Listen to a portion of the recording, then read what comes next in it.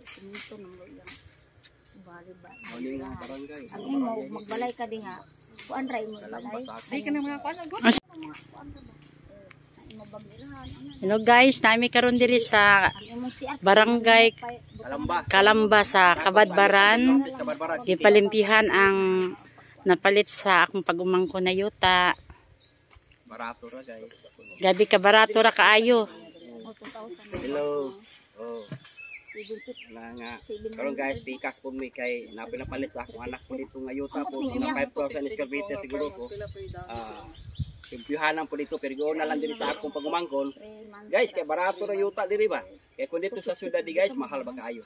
Diri very affordable gyud kayo. Kay kung ganahan mo nga mo palit og yuta, nadagang pabaligya diri guys, so netag 300 square meter. Pila baligya guys, 200,000. Kung dito pa sa dalan. Negosable pa. Dito, unahan. O, nasi ate. O, bonay nagdumala diri po. As caretaker na diri si ate. O, ito biya. Nakuha na ito ron ng santol diri sa napalit sa akong pagumangkon diri guys. O, kini nga lugar guys, umurog lindot sa kay bupa man diri barangay mahaba sakop sa Kabadbaran.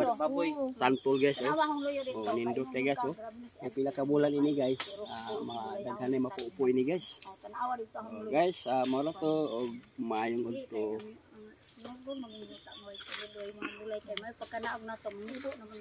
Ya, kana imong gilampasan.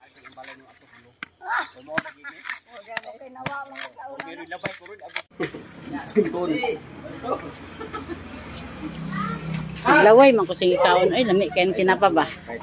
Magtaw-taw dagyud ko ako kakaog tinapa. Kahit hindi lang ni bro. Ibutan tayo na pala sili. Sili. Be?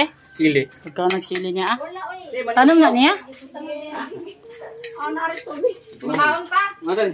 Yan na. Yan, Roy. Pangaon mo. Pwede ka ba inga-inga ni bukin-bukin? Ah, ano ba ikahon? Basin. Kapilong higot sa pangkana ha.